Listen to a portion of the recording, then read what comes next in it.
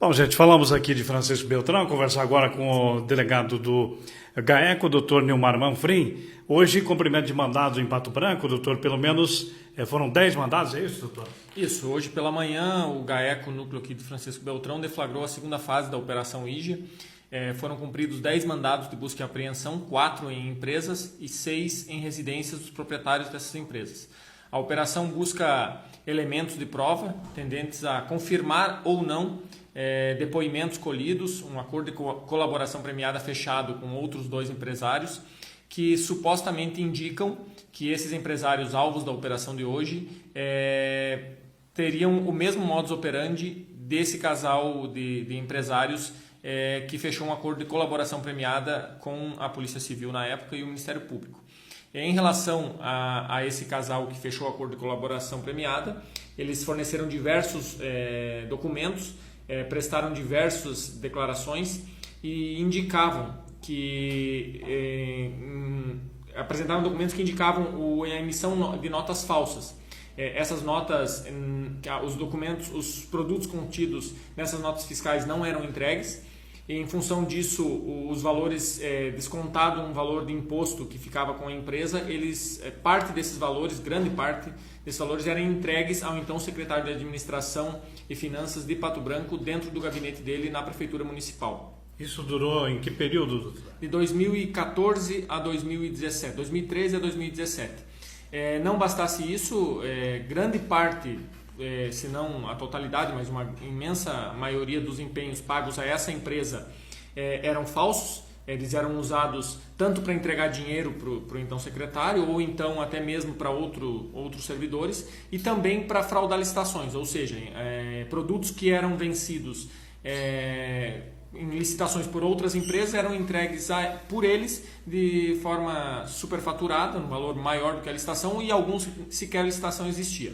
Nós colhemos, com base nesse acordo de colaboração premiada, nós colhemos alguns outros depoimentos de servidores da Prefeitura Municipal que indicam supostamente que essas empresas alvo da operação de hoje também teriam o mesmo modus operandi, mas isso terá que ser apurado agora com esses documentos apreendidos para ver se essas informações procedem ou não, se essas empresas também praticaram esse tipo de crime ou se isso não passa de depoimentos sem prova. Nós vamos buscar elementos com a operação de hoje para tentar provar esses indícios. Bem, é uma investigação, uma operação investigativa. E, doutor, com referência a esse casal, eles continuam em atividade?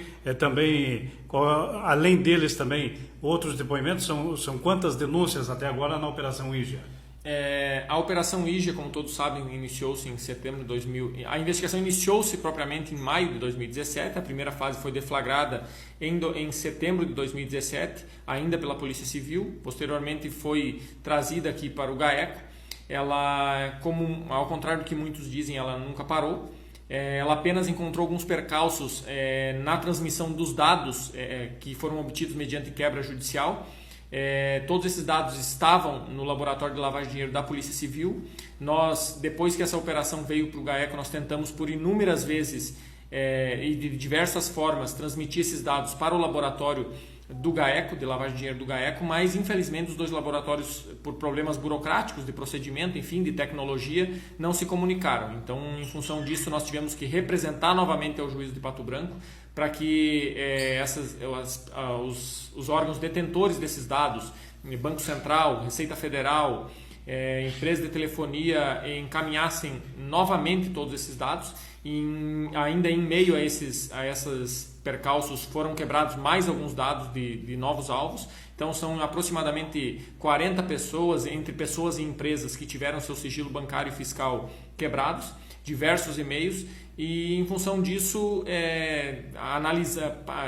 demandou um tempo a mais para chegar a esses dados, passar a ser feita uma análise, e agora novos inquéritos policiais serão instaurados. Até agora são 4 denúncias na Operação IGIA, uma envolvendo um acidente de trânsito ocorrido no trevo de acesso a Bom Sucesso do Sul, que ocasionou uma denúncia feita pelo GAECO aqui na Justiça Militar, na Auditoria Militar, outra envolvendo os civis. Também teve uma denúncia em relação a Secretaria de Saúde, que foi o que iniciou toda a investigação. Nela tem diversas pessoas denunciadas, e agora, no último mês, o GAECO aqui, por meio do Dr. Roberto, ofereceu uma denúncia em relação aos fatos contidos nesse acordo de colaboração premiada. Agora, novos inquéritos serão instaurados em face da operação de hoje, para que possamos apurar se efetivamente essas empresas de hoje praticaram esses mesmos crimes ou não.